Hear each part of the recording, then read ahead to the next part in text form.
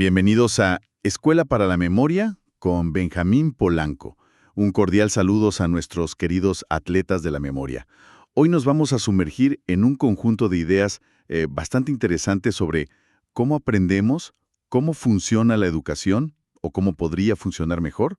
Nos basamos en varios textos académicos clave. Vamos a tocar unos cuantos temas importantes, ¿verdad? Desde qué condiciones afectan a los estudiantes hasta esa famosa teoría de las inteligencias múltiples. Sí, y también los fundamentos del constructivismo, cómo construimos el conocimiento. Exacto. Y los 4 pilares de la educación según la UNESCO, que me parece un marco muy potente. Desde luego. El objetivo hoy es, intentar sacar lo más relevante de todo esto, conectarlo un poco y dar una visión clara. Así que, vamos a ello. Para empezar, creo que lo lógico es centrarnos en el estudiante. Los textos analizan bastante qué factores influyen en el éxito académico, sobre todo ya en la educación superior. ¿Qué nos dicen? Pues sí, es el punto de partida. Los textos básicamente dividen estos factores en dos grandes grupos, ¿no? Por un lado, los individuales, los internos. Ajá. Aquí entra, claro, la salud física y mental. El bienestar general es clave, pero también cómo se maneja el estrés, la ansiedad, que son muy comunes. Ya. Luego está la motivación, ese compromiso, las ganas de aprender. Y, por supuesto, las herramientas que trae cada uno, cómo estudia, si se organiza bien, si comprende y los conocimientos que ya tiene. Vale. Eso sería lo personal, digamos. Y lo de fuera, el contexto. Eso es. Los factores externos, el entorno, el contexto familiar y social, pues pesa mucho. El apoyo en casa, los amigos, el barrio incluso. Claro. Y también la disponibilidad de recursos, tener libros, acceso a Internet, un sitio para estudiar tranquilo, no es igual para todos. No, desde luego. Y ojo, la calidad del propio sitio donde estudias. Si los profesores están accesibles, si hay apoyo psicológico, si las instalaciones son buenas, son muchas cosas. Entendido. Entonces, toda esta mezcla de factores internos y externos, ¿cómo afecta el aprendizaje en la práctica? ¿Qué consecuencias directas señalan? Pues los efectos son muy claros. El más obvio, el rendimiento, las notas. Sí. Pero va más allá. Si las condiciones son malas, pues puede haber desconexión, desmotivación, si el estudiante no le ve el sentido a lo que hace. Ya. Y esto crea barreras para la inclusión, problemas de acceso, falta de recursos adaptados o que las normas de la institución no piensen en todos. Por eso es tan importante pensar en adaptaciones, en hacer la educación realmente accesible para todos. De verdad. Y ante estos problemas, ¿qué soluciones se proponen en los textos que hemos visto? Pues se apuntan varias vías importantes. Por ejemplo, programas de apoyo, tutorías, orientación, ayudas económicas. Ajá. También formar mejor a los profesores, para que sepan ver y atender estas situaciones tan diversas. Eso es clave. Sí. Y mejorar el acceso a los recursos, claro. Y a nivel más grande, pues políticas en las universidades o centros que sean de verdad inclusivas. Me parece interesante que, aunque se reconocen todos estos líos, el estrés, la pasta, la salud mental, los textos también ven una parte positiva, ¿no? Sí, es una dualidad importante. Señalan que justo al enfrentarse a esos retos, los estudiantes desarrollan habilidades súper importantes. ¿Como cuáles? Pues pensamiento crítico, capacidad de resolver problemas complicados, resiliencia, autonomía. Son aprendizajes para la vida que surgen un poco de tener que buscarse las castañas, ¿sabes? Es una buena forma de verlo, sí. El reto como oportunidad de aprender otras cosas. Ah, y como curiosidad, uno de los textos mencionaba brevemente lo de la comunicación no verbal. Ah, sí. Decía que el lenguaje corporal, la postura, los gestos, puede reforzar mucho un mensaje. Un detalle aplicable a todo, ¿no? También en clase. Totalmente. Bueno, pero si hablamos de capacidades, de cómo aprendemos, tenemos que hablar de Howard Gardner. Aquí es donde la cosa se pone, yo creo, realmente interesante. Su teoría de las inteligencias múltiples. Uf, eso fue una revolución en los 80. Totalmente. Gardner lo que hizo fue cuestionar esa idea de que la inteligencia es una sola cosa, medible con un test y ya está. El famoso CI, ¿no? Exacto. Él dice que la inteligencia es más bien la capacidad de resolver problemas o de crear cosas valiosas en una cultura determinada. No es una sola capacidad, sino como una red de distintas capacidades, bastante independientes pero conectadas. Entiendo. Lo define como un potencial biopsicológico. o sea, algo que está en nuestra biología y psicología para procesar información de ciertas maneras. Y esa idea de capacidades distintas la concretó en una lista que, bueno, a muchos les sonará. Identificó 8, ¿verdad? Hagamos un repaso rápido. Venga, la primera, la lingüística, la facilidad con las palabras, ¿no? Hablar, escribir, leer, escritores, oradores, poetas. Clarísimo. Luego, la lógico-matemática, pues eso, razonar, calcular, ver patrones, pensar en abstracto. Científicos matemáticos. Sí. La espacial, la habilidad para pensar en 3 dimensiones, visualizar. Arquitectos, artistas, incluso cirujanos. Ajá. La musical, percibir, diferenciar, crear, expresar música. Músicos, compositores. Evidente. Luego la corporal kinestésica, usar el cuerpo con habilidad, para expresarse como los bailarines o actores, o para hacer cosas físicas, como deportistas o artesanos. Muy física, sí. Y después vienen las más personales.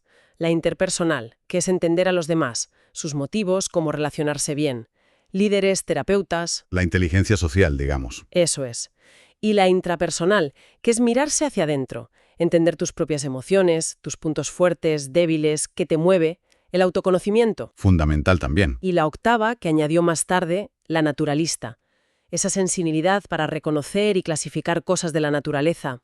Plantas, animales, biólogos, chefs.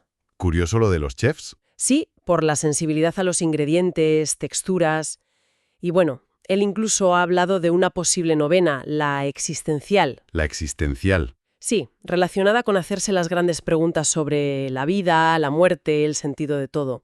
Pero bueno, esa es más especulativa todavía. Es que replantear la inteligencia así, tan plural, abre un montón de posibilidades en educación, ¿no? Para valorar cosas distintas en cada persona. Totalmente. Vale, si Gardner nos habla de los tipos de inteligencia, ¿cómo construimos el conocimiento? Sea cual sea nuestra inteligencia más fuerte. Y esto nos lleva de cabeza a otra idea clave, el constructivismo. Exacto. El constructivismo lo que hace es cambiar el foco. Ya no es tanto qué enseña el profesor, sino cómo aprende el que aprende. La idea base es que no somos como esponjas que absorben información sin más, Sí, ¿no? sino que construimos activamente nuestro propio conocimiento. Le damos sentido al mundo basándonos en lo que ya sabemos y experimentamos. El aprendizaje es activo, personal, tiene que tener significado para uno. ¿Y cuáles serían los principios básicos de esta forma de ver el aprendizaje? Pues mira, los textos destacan varios. Primero, eso, que es un proceso activo. El estudiante tiene que hacer algo, no solo escuchar, experimentar, resolver, discutir. Vale. Segundo, que construimos sobre lo que ya sabemos. Las ideas previas son como los cimientos. Lógico. Tercero, la importancia de la interacción social y cultural. Aprendemos mucho hablando con otros, colaborando, discutiendo ideas. Ujú. Y cuarto, que esto cambia el papel del docente. Ya no es solo el que sabe y transmite, sino más bien un guía, un facilitador, alguien que crea las condiciones para que el estudiante construya. Y claro, al hablar de constructivismo, sobre todo de cómo se desarrollan los niños, es inevitable pensar en Piaget, ¿no? Imposible no mencionarlo.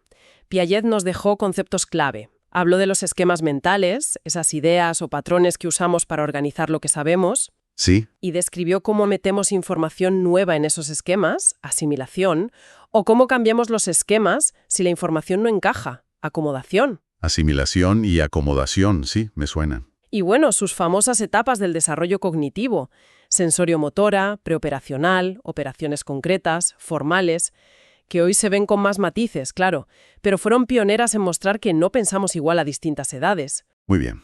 Entonces, hemos visto las condiciones del estudiante, las distintas inteligencias, cómo se construye el conocimiento.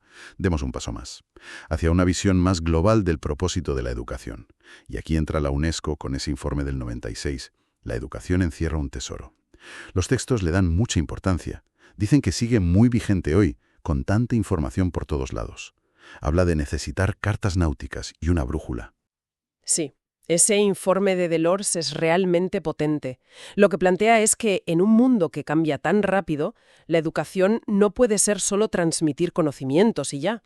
Tiene que ser un proceso para toda la vida. ¿Para qué? Pues para que cada persona pueda entender el mundo, actuar en él y desarrollarse por completo.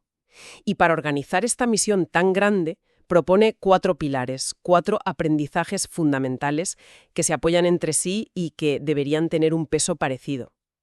Va más allá de las notas, busca la realización de la persona, que toda ella aprende a ser. Es una frase muy bonita. Suena muy bien. Exploremos esos pilares. El primero, aprender a conocer. ¿Qué quiere decir exactamente? Pues se refiere a tener las herramientas para comprender. No solo acumular datos, sino aprender a aprender. ¿A aprender a aprender? Exacto. Implica dominar los instrumentos del saber. Por ejemplo, desarrollar la atención, que es dificilísimo y con tanta distracción. Ya ves. Ejercitar la memoria, pero no la de repetir como un loro, sino la que asocia ideas, la que conecta. Y cultivar el pensamiento crítico, complejo, que mezcla lógica, intuición, análisis y visión de conjunto. Aprender a conocer es un medio para entender el mundo, para trabajar, pero también es un fin, el placer de saber, de descubrir. Entiendo. Y subraya la importancia de tener una cultura general amplia, para poder comunicarnos con gente de otros campos, para ver las conexiones, pero también poder profundizar en lo tuyo, y es algo continuo, que se alimenta de la experiencia. Clarísimo. El segundo pilar. Aprender a hacer. Esto me suena a formación para el trabajo, pero creo que va más allá, ¿no? Mucho más allá. Ya no vale solo con saber hacer una tarea concreta, porque los trabajos cambian muchísimo. Se trata de desarrollar competencias. Competencias. Sí, la capacidad de enfrentarte a situaciones nuevas, inesperadas, saber trabajar en equipo, tener iniciativa, saber comunicarte, tomar ciertos riesgos, resolver problemas prácticos. Es una mezcla de saber técnico, habilidades sociales y, bueno, saber estar y saber actuar en situaciones complejas. Vale, más adaptativo. Exacto. El informe ya veía venir esto de la desmaterialización del trabajo, que cada vez hay más servicios, tareas más intelectuales. Sí. Y ahí las habilidades de relación con la gente, la comunicación, son cruciales. Piensa en cualquier servicio, la relación con el cliente es parte del hacer. Y también piensa en diferentes contextos. En sitios con más economía informal, aprender a hacer puede ser adquirir conocimientos técnicos y científicos básicos, pero adaptados a lo local, fomentando la innovación propia. ¿Tiene sentido? La pregunta clave de este pilar es: ¿cómo preparamos a la gente para actuar bien cuando todo es incierto y para ayudar a construir el futuro? Una pregunta tremenda. Venga, tercer pilar. Aprender a vivir juntos. En el mundo de hoy, parece urgentísimo. Crucial, sí. Este pilar va directo al problema de la convivencia, de los conflictos. La educación aquí tiene que enseñar la diversidad humana, pero también lo que nos une, nuestra interdependencia. ¿Y cómo se hace eso? Pues empieza por el descubrimiento del otro. Y para eso, curiosamente, primero hay que conocerse bien a uno mismo. Desarrollar la empatía, ponerse en el lugar del otro, es fundamental para quitar prejuicios y evitar choques. Ya. Hay que educar en el respeto, en la comprensión, en la paz. Y una estrategia muy potente que propone el informe es hacer proyectos comunes. Proyectos comunes. Sí. Cuando gente distinta trabaja junta por un objetivo que comparten, en deporte, en cultura, en ayudar a otros, las tensiones bajan, se crea cooperación. Claro, te obliga a colaborar. Exacto. Y usar el diálogo, el intercambio de ideas como herramientas frente a imponer las cosas o la violencia. Muy necesario. Y llegamos al cuarto pilar. Aprender a ser. Este suena como el más global, ¿no? Casi filosófico. Sí, lo es un poco. Este pilar como que recoge a los otros 3. Se refiere al desarrollo completo de la persona, en todas sus facetas: cuerpo, mente, inteligencia, sensibilidad, sentido estético, responsabilidad, espiritualidad, entendida en sentido amplio. Todo, vamos. Todo. El objetivo es que cada uno pueda desarrollar todo su potencial, que piense por sí mismo, que tenga criterio, que sea responsable. Ajá. Intenta luchar contra la deshumanización, valora la diversidad de personalidades, la autonomía, la iniciativa, la creatividad, la imaginación. Le da mucha importancia a todas las formas de expresión: el arte, la poesía, la cultura oral, lo que aprendes por experiencia. ¿Entiendo? Al final, aprender a ser busca que el ser humano florezca, como individuo y como parte de la sociedad. Es un camino de conocerse a uno mismo y a la vez abrirse a los demás. La educación vista así es un viaje hacia ser plenamente humano. Es realmente potente, sí. Hemos tocado muchos palos. Las condiciones del estudiante, las inteligencias múltiples, cómo construimos el saber y estos 4 pilares de la UNESCO que dan mucho que pensar. Si intentamos unir todo esto, ¿cuál sería la gran idea que nos llevamos? Pues yo creo que la idea fundamental que conecta todo es la necesidad de una educación integral, holística. Una educación que no se quede solo en pasar conocimientos de una asignatura, Sino que sino que mire activamente las condiciones de cada estudiante, que reconozca y potencie sus distintos talentos, que fomente un aprendizaje donde el alumno sea protagonista y que busque desarrollar de forma equilibrada esas 4 dimensiones: conocer, hacer, convivir y ser. ver la educación como un todo. Exacto, como un todo conectado, un viaje de crecimiento personal y social para toda la vida. Nos deja una visión mucho más rica y también más exigente de lo que es educar y aprender. Y ya para cerrar esta inmersión de hoy, lanzo una pregunta al aire, para reflexionar, ¿no? Basada en todo esto. Teniendo en cuenta estos marcos, la realidad del estudiante, las múltiples inteligencias, el aprendizaje activo y sobre todo esos 4 pilares, ¿cómo podríamos repensar, cada uno y como sociedad, nuestras formas de enseñar y aprender para cultivar de verdad todas estas dimensiones? ¿Cómo preparar mejor a las personas, no solo para saber cosas, sino para vivir y construir activamente un futuro que es complejo e incierto? Y recuerda que en Escuela para la Memoria Benjamín Polanco estamos para ayudarte a desarrollar tu supermemoria en 24 horas.